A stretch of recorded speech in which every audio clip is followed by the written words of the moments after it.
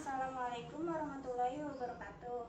Waalaikumsalam warahmatullahi wabarakatuh. Perkenalkan, nama saya Intan Masolica. Di sini saya akan mengajar tentang materi identifikasi peluang usaha dan perencanaan produk kreatif.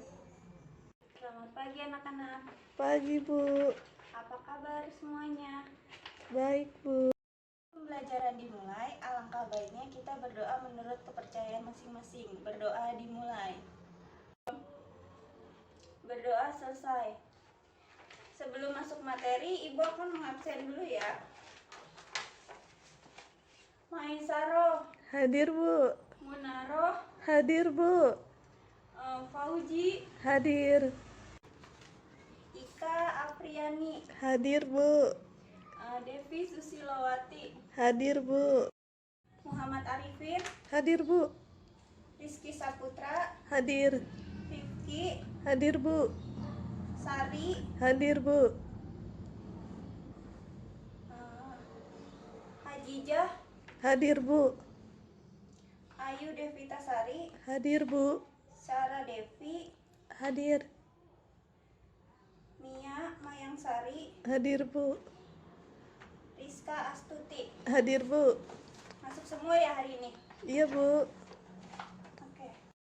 Hari ini Ibu akan menjelaskan tentang identifikasi peluang usaha dan perencanaan produk kreatif. Kalian buka halaman 57.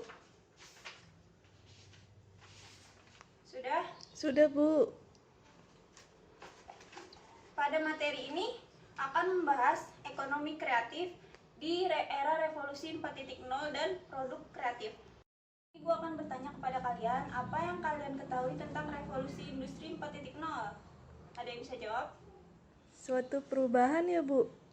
Nah, betul. Tapi sedikit lagi Ibu tambahin ya. Revolusi sendiri kan artinya perubahan yang terjadi secara besar-besaran, dan industri itu adalah proses perubahan suatu barang menjadi barang yang memiliki nilai ekonomis. Jadi ada yang tahu nggak kesimpulan revolusi industri 4.0 itu apa? Jadi revolusi industri adalah perubahan besar yang terjadi pada cara manusia untuk memproduksi barang. Jadi di mana saat ini itu tenaga manusia sudah sedikit dibutuhkan. Jadi lebih banyak ke kayak robot. Jadi revolusi industri itu artinya perubahan besar pada cara manusia untuk memproduksi barang. Jadi saat ini kan tenaga manusia udah sedikit ya dibutuhkan, digantikan dengan tenaga mesin, di mana pabrik-pabrik saat ini sudah menggunakan robot untuk memproduksi barangnya. Revolusi industri ini ada kekurangannya juga, jadi lebih banyak penganggurannya karena jumlah sumber daya manusianya digantikan oleh tenaga robot. Jadi sebelum revolusi 4.0 ini ada revolusi 1.0 di mana pada abad ke-18 yaitu ditemukannya mesin uap. Nah, revolusi 2.0 itu ditemukannya tenaga listrik dan ilmu pengetahuan oleh Thomas Alva Edison. Nah, yang revolusi 3.0 itu ditemukannya komputer dan sudah mulai menggunakan internet. Dan pada era sekarang 4.0 di mana teknologi itu lebih kompleks. Jadi penggunaan internet itu tidak hanya tentang otomatisasi, tapi untuk pemenuhan kebutuhan dan gaya hidup. Contohnya kayak sekarang deh, kalian mau pergi aja buka smartphone bisa pesan ojol, lapar bisa pesan GoFood.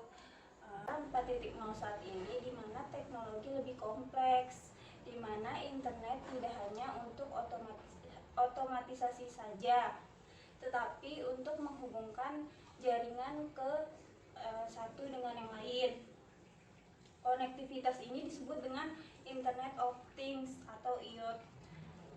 Contohnya itu kayak ini supermarket sekarang bisa belanja tanpa kasir. Terus kayak absen pakainya sekarang fingerprint. Jadi hanya scan barcode. Itu kan sama aja kayak menghubungkan teknologi yang satu dengan teknologi yang lain. Internet of Things itu dapat menciptakan pekerjaan baru seperti ojol, Ojol salah satu hasil revolusi 4.0, bisa membantu meningkatkan skala UMKM di masyarakat. Revolusi 4.0 ini telah menjadikan ekonomi kreatif menjadi salah satu isu strategis yang layak mendapatkan perhatian untuk persaingan global. Terus, ekonomi kreatif sebuah konsep yang menempatkan kreativitas dan pengetahuan sebagai aset utama dalam menggerakkan ekonomi. Jadi kan para wirausaha sekarang tuh berlomba-lomba menciptakan ide kreatifnya dia agar meningkatkan daya saing dalam usahanya.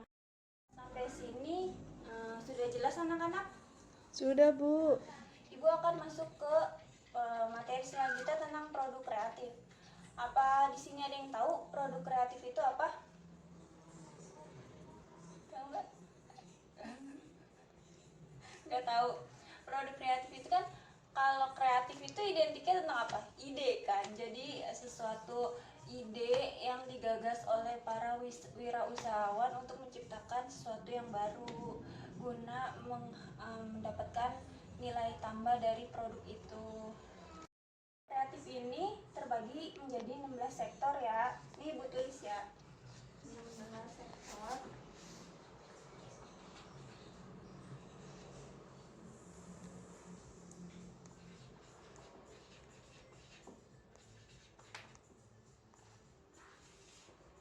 Yang pertama itu ada aplikasi dan pengembangan permainan.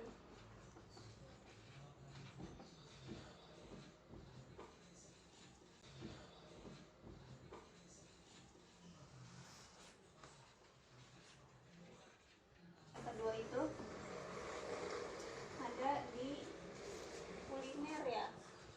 Kuliner nih banyak macamnya. Yang ketiga itu musik. Terus periklanan.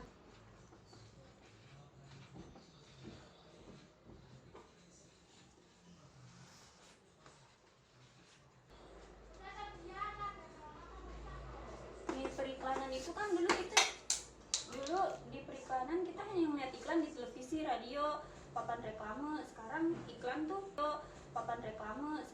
iklan tuh ada di genggaman kita sendiri. Kita tuh bisa gitu iklanin produk kita. Apalagi sekarang zamannya sosial media, kita bisa menginfluencer orang, menyewa influencer itu untuk menginfluence para followersnya agar mengetahui produk.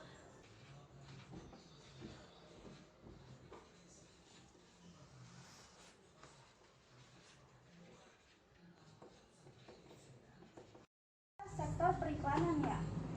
Dulu kan iklan hanya ada di papan reklame, di televisi, di radio. Zaman sekarang tuh iklan ada di genggaman Anda sendiri, di tangan Anda sendiri. Anda bisa mengiklankan produk Anda sendiri jika Anda punya usaha, atau dengan sosial media Anda bisa menggunakan jasa para influencer untuk mengenalkan produk Anda. Brand akan menggunakan influencer untuk memperkenalkan produknya agar produknya dikenal oleh para konsumen.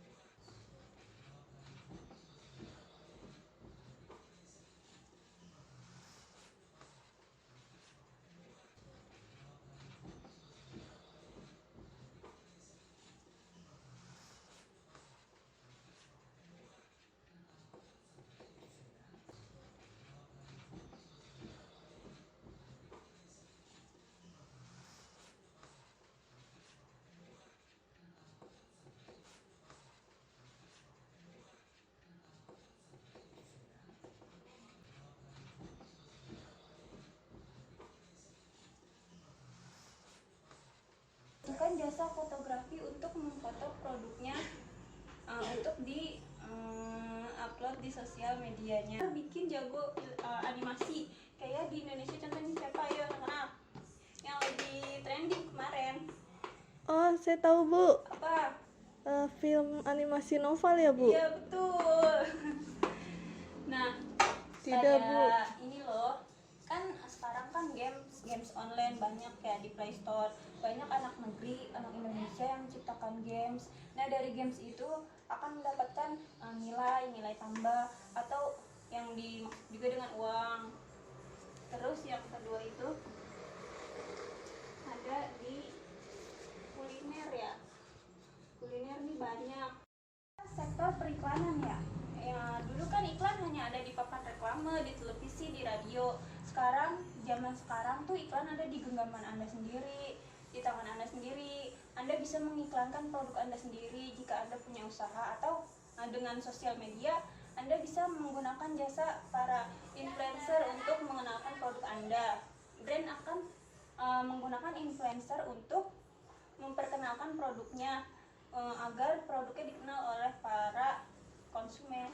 Nih, film animasi kan sekarang banyak ya anak Indonesia yang pinter bikin, jago animasi. Kayak di Indonesia contohnya siapa ya anak-anak yang lagi trending kemarin? Oh, saya tahu, Bu. Apa? Film animasi novel ya, Bu? Iya, betul. Nah, produk kreatif terdapat 16 sektor ekonomi. Yang pertama itu aplikasi dan pengembangan permainan. Ini tuh contohnya kayak games-games online yang ada di Play Store saat ini, kayak PUBG, Mobile Legends, dan lain-lain. Kuliner itu banyak ya, ekonomi kuliner itu UMKM-nya banyak. Contohnya tuh yang sekarang ekonomi kreatif tuh kayak misalkan bolu terbuatnya dari lidah buaya gitu. Terus musik juga berkembang sangat pesat sekarang, apalagi dengan berkembangnya teknologi seperti adanya Spotify, Joox, dan lain-lain. Nah, yang periklanan dulu kan kita lihat iklan cuman ada di papan reklame, televisi, radio. Nah, saat ini tuh iklan ada di genggaman kita sendiri. Kita bisa mengiklankan atau desain produk. Desain produk itu bisa menambah nilai jual dengan desain yang lucu, bisa menarik konsumen agar tertarik untuk membeli produk tersebut. Fashion itu inovasi dan produktivitasnya saat ini tuh sangat tinggi dengan berkembangnya ide-ide yang unik, sehingga desainer-desainer banyak menciptakan hal-hal yang unik dan laku di pasaran. Seni pertunjukan itu contohnya kayak wayang, teater gitu sekarang mulai aktif lagi karena adanya media sosial. Dia dapat memperkenalkan budayanya mereka dengan cara media sosial. Film animasi kan sekarang banyak ya, contohnya tuh kayak karya anak Indonesia tuh Sinopal. Film-film animasi lainnya di YouTube banyak. Terus desain komunikasi visual itu kayak misalkan desain-desain yang buat di undangan itu tuh kan karyanya sekarang udah unik-unik.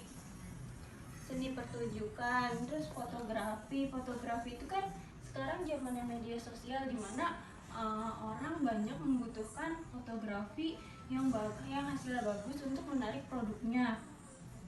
Terus desain interior itu tuh kayak desain rumah sekarang yang idenya tuh lucu-lucu, unik, sehingga menarik konsumen untuk membeli kafling-kaflingnya. Terus penerbitan seni rupa ya kayak lukisan, penerbitan. Dengan berkembangnya sosial media saat ini, dengan begitu banyak penulis yang membuat novel atau buku dengan mudah menerbitkan buku tersebut. Seni rupa itu tuh kayak lukisan, audio visual gitu, televisi dan radio. Ini mah kalian udah tahu sendiri kan ya. Arsitek itu kayak yang ngedesain rumah gitu-gitu. Kan sekarang banyak kreasi-kreasi dan ide-ide baru. Gimana anak-anak, sudah paham semua? Sudah, Bu. Ibu kira pertemuan kali ini cukup sampai di sini. Kurang lebihnya mohon maaf. Wassalamualaikum warahmatullahi wabarakatuh. Waalaikumsalam warahmatullahi wabarakatuh.